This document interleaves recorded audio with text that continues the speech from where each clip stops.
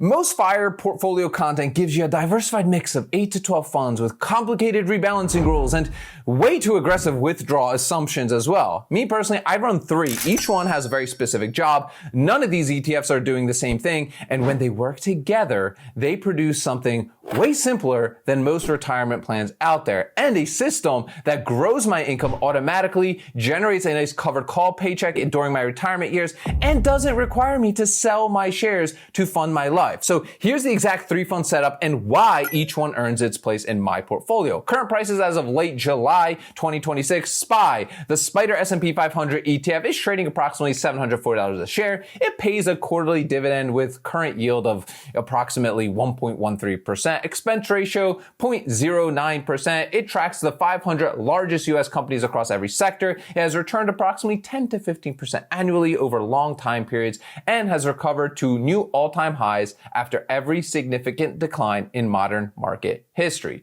QQQ, the Invesco NASDAQ 100 ETF, is trading approximately $684 a share. Current annual dividend $3 a share, yielding approximately 0.44%. Expense ratio 0.20%. It tracks the largest 100 non-financial companies on the NASDAQ, heavily weighted towards Apple, Microsoft, Nvidia, Amazon, and Meta. Beta of 1.23%, meaning it moves about 23% more than the broader market in both directions. 10-year annualized return significantly higher than SPY, driven obviously by technology and AI.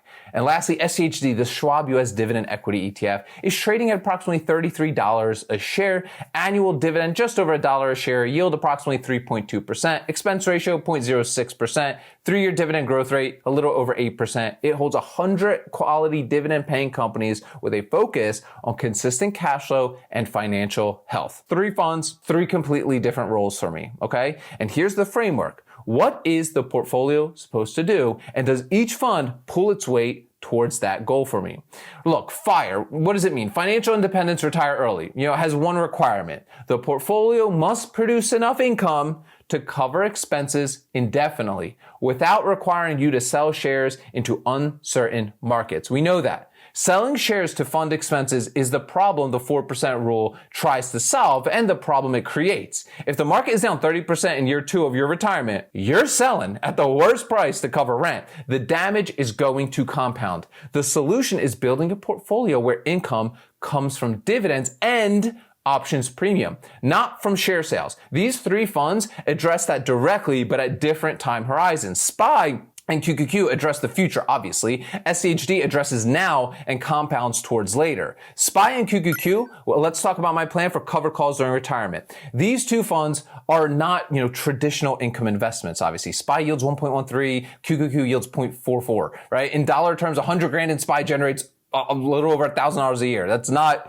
a retirement income strategy, okay? The reason to buy them isn't the dividend. It's the cost basis you're building towards. Here's how it works. I buy SPY every week at current prices around $739. That's my cost basis. If I do this consistently for 15 to 20 years and SPY appreciates at anything close to its historical rate, the market price could be $2,500 or $3,000 a share, while my average cost basis is still at a fraction of that. In retirement, I can sell covered calls on that position at strikes of $3,500, $4,000 a share, prices that are dramatically above the current market. The premium I collect from those far out of the money calls is going to be my monthly income. The calls are unlikely to be exercised because the strike is going to be so far above the current market. And even if the stock runs past my strike, I'm still exiting at a massive profit above my cost basis. QQQ plays the same role, but with higher volatility profile for me. Because QQQ's IV is higher than SPY's,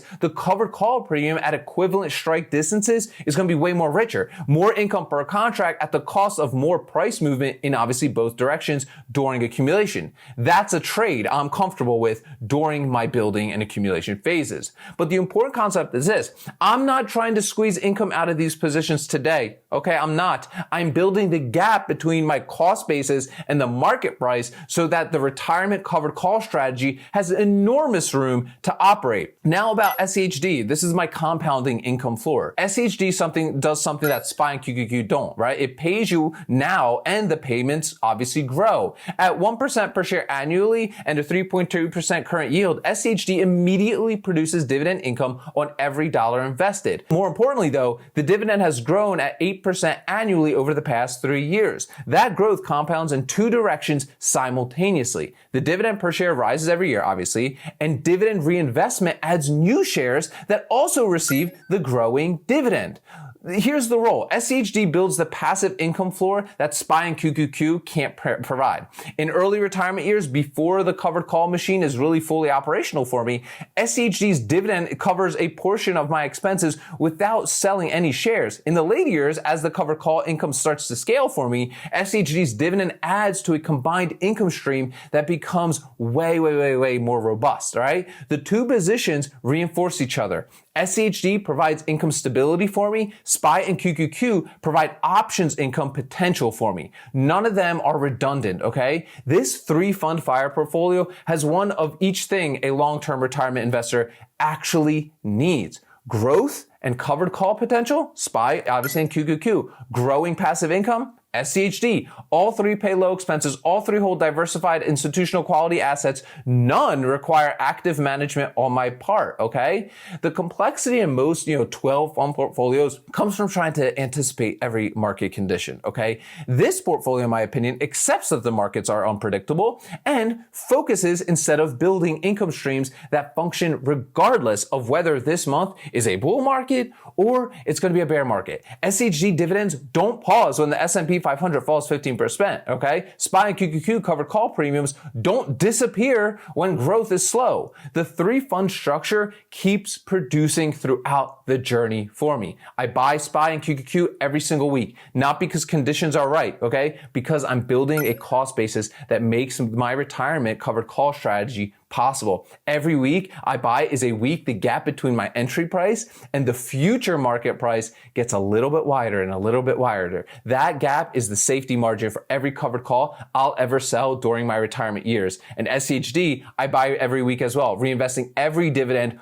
automatically to continue to compound my share count and that growing income. 3 funds, 3 very clear jobs I'm holding indefinitely. 2 questions for that comment section down below. Number 1, of these 3 funds, SPY for accumulation and covered calls, or QQQ for higher growth accumulation, and SCHD for, that growing dividend income, which one are you currently building the most aggressively, and what's your reason for doing so? And number 2, if your retirement plan involves selling far out of the money covered calls on SPY and QQQ instead of using the 4% withdrawal rule, does that framing change how you think about, holding them during those down years? Let us know down below in the comment section. If you're brand new to all this stuff, you're definitely going to want to attend the Ark Options Strategy workshop. It's 90 minutes long. I break all things down about selling options on your own high quality dividend paying stocks for a monthly income. At the end, you get my 15 favorite stocks under $30, my 2 premium calculators, and my full trade log template. So if you're interested in that free workshop, it'll be the first one in the description of today's video. Guys, remember, sell options, collect premiums, repeat. I'll see y'all tomorrow.